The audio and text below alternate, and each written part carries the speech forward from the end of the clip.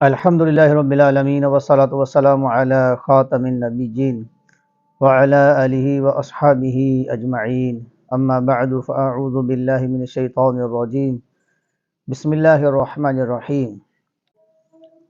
ایمان کا لغوی اور اصطلاحی معنی کیا ہے، یہ آج آپ سماعت کریں گے۔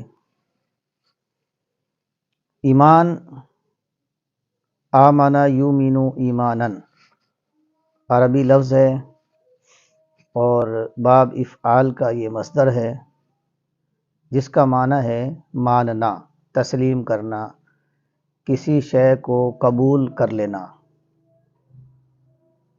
اور لغت عرب میں اسلام سے پہلے بھی اس کا یہ معنی موجود تھا اور قرآن پاک میں اس لغوی معنی میں استعمال بھی ہوا ہے۔ جیسا کہ حضرت سیدنا یوسف علیہ السلام کے بھائی جب شام کو واپس آئے اور انہوں نے اپنے والد صاحب کی بارگاہ میں یہ بات جھوٹ بیان کی کہ ہمارے بھائی یوسف کو بھیڑیا نے کھا لیا ہے، اور انہیں یہ اندازہ تھا کہ والد صاحب ہماری بات کو نہیں مانیں گے، اس وقت انہوں نے کہا وما انت بمؤمن لنا، جو کہ سورہ یوسف میں موجود ہے۔ ان کے اس قول کا مطلب ہے آپ ہماری بات نہیں مانیں گے، آپ ہماری بات کو تسلیم نہیں کریں گے۔ یہاں سے آپ کو پتہ چلا کہ ایمان کا لغوی معنی تسلیم کرنا ہے، ماننا ہے۔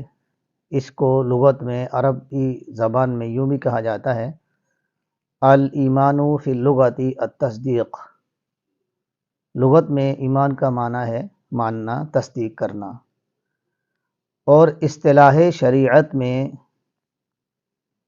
ایمان کا معنی ہے ان تمام باتوں کو ماننا جو نبی کریم رؤوف رحیم صلی اللہ علیہ وآلہ وسلم اللہ تبارک و تعالی کی طرف سے بیان کرتے ہیں۔ آپ صلی اللہ علیہ وسلم کے دین کو ماننا، جس میں اہم اور مشہور باتیں وہی ہیں جو ہمارے ایمان مفصل میں بیان کی گئی ہیں۔ آمنت باللہ، میں نے اللہ کو تسلیم کیا، میں اللہ کو مانا۔ وملائکتہ، اور میں اللہ کے فرشتوں کو مانا۔ وکتبہ، اور وہ کتابیں اللہ کی جو اس نے فرشتے کے ذریعے رسولوں پر بھیجی، اتاری، میں ان کو مانا۔ ورسلہ، اور اللہ کے رسولوں کو بھی مانا۔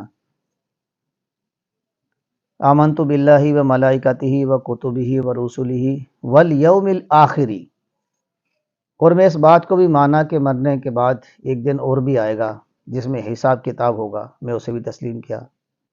والقدر خیرہ وشرہ من اللہ تعالی، اور میں نے اس تقدیر کو بھی مانا کہ تقدیر اچھی اور بری اللہ تبارک و تعالی کی طرف سے ہے۔ والبعث بعد الموت، اور مرنے کے بعد اٹھایا جائے گا، میں نے اس بات کو بھی تسلیم کیا، میں اسے بھی مانا۔ یہ ایمان مفصل میں باتیں موجود ہیں، اور ایمان مفصل اس کو اس لیے کہتے ہیں کہ یہاں پر تفصیل سے بیان کر دیا گیا ہے ان چیزوں، ان باتوں کو ماننے کا نام ایمان ہے۔ اور ایک دوسری ایمان کی صفت ہے جو ہم یاد کرتے ہیں، ہمارے سلیبس ہے، ہم بچوں کو بھی یاد کرواتے ہیں، ایمان مجمل۔ مجمل کا معنی ہوتا ہے کوئی بات بغیر تفصیل کے کہنا، جیسے آمنت باللہ کما ہوا باسمائہ و صفاتہ، میں اللہ کو مانا، میں نے اللہ کو تسلیم کیا جیسا کہ اس کے مبارک نام ہے اور جیسا کہ اس کی صفات ہیں، خوبیاں ہیں۔ وقبلت جمیع احکامہ، اور میں نے اللہ تبارک و تعالیٰ کے سارے احکام کو قبول کیا۔ اقرار باللسان و تصدیق بالقلب، میرا یہ ماننا میری زبان سے اقرار بھی ہے اور دل سے اس کی تصدیق بھی ہے۔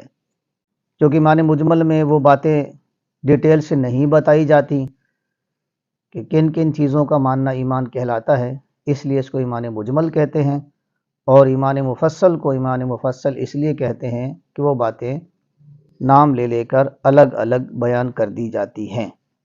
تفصیل کا ایک معنی ہوتا ہے الگ الگ بیان کرنا، الگ الگ بتا دینا۔ تو مفصل کا معنی ہوا ایمان کی وہ صفت، ایمان کا وہ بیان، ایمان کے بارے میں وہ گفتگو جس میں ساری باتیں الگ الگ بتا دی جائیں۔